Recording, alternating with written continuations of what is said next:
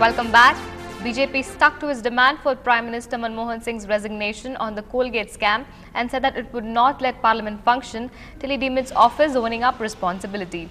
BJP rejected Congress's attempts to shift the blame on BJP-ruled state governments on the coal block allocation issue and offered readiness to face a CBI probe if any of its government's recommendations turned out to be malified.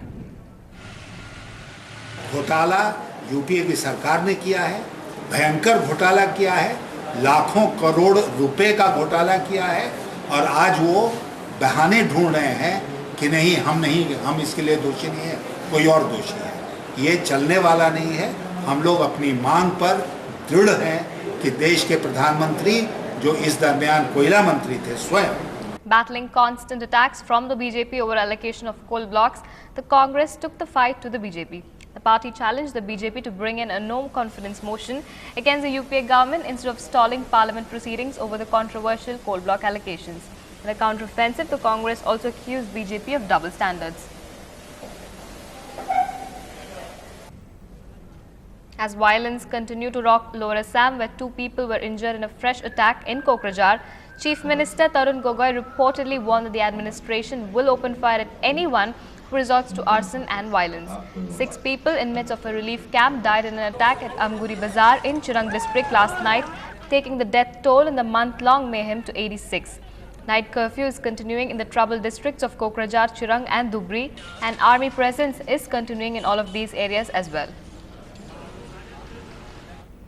Moving on, Tamil Nadu government sanctioned an additional 11.51 crore towards the construction of a milk powder unit in Tiruvannamalai district being executed by the National Dairy Development Board. Chief Minister Jayalalitha's allocation to the unit, which would have a capacity of 20 ton of milk powder a day, was in addition to the earlier allocation of 45.74 crores.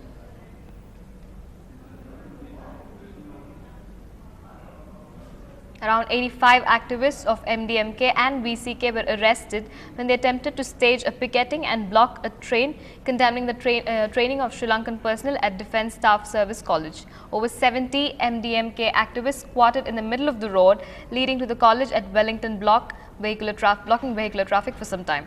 Large number of police personnel were deployed on the road.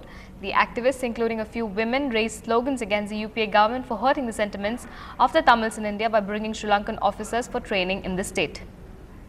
எந்த குற்றமும் செய்யாமல் பொய்யான வழக்குகள் போடப்பட்டு செங்கல்பட்டு சிறப்பு முகாமிலும் பூவிருந்தவல்லி முகாமிலும் இருக்கக்கூடிய செங்கல்பட்டு முகாமில் இருக்க 38 பேரையும் பூந்தமல்லி முகாமில் இருக்க 8 பேரையும் நேற்று செங்கல்பட்டில் புதிதாக ஒருவரை கொண்டு வந்து அடைத்திருக்க 39 பேர் அவர்களை திறந்தவெளி முகாம்களுக்கு அனுப்பி வைக்க வேண்டும் என்ற கோரிக்கையை வலியுறுத்தி காலை 9 மணி முதல் எங்கள் தலைமை அலுவலகமான தாயகத்தில் மறுமலர்ச்சி திராவிட முன்னேற்றக் கழகம் உண்ணாநிலை அறப்போராட்டத்தை தொடர் உண்ணாவிரத போராட்டமாக நாங்கள் நடத்தப் போகிறோம். Moving on, the Enforcement Directorate will soon question Ramdev's close aide Balakrishna in connection with the money laundering case registered against him, even as yet another enterprise of the Yoga Guru has come under the scanner of the agency. While the Enforcement Directorate is set to question Balakrishna on the foreign trips and investments he had made using his passport, it has begun scrutiny of the funds inflow and remittances made in the television channel Vedic Broadcasting run by Ramdev. All 9 bystanders caught in the crossfire of a shooting outside New York City's iconic Empire State Building were wounded by 2 police officers who had never fired their weapons on duty. Authorities confirmed this. Officer Craig Matthews fired 7 times and Officers Robert Sinistage fired 9 times at Jeffrey Johnson on a busy Friday morning in the highly touristed area after Johnson shot a former co-worker to death and then pointed his pistol at them.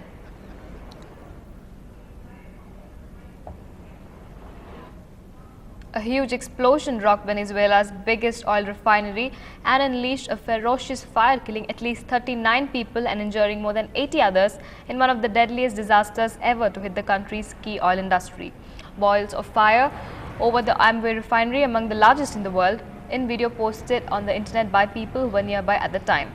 Government officials pledged to restart the refinery within 2 days and said that the country has plenty of fuel supplies on hand to meet the domestic needs as well as its export commitments.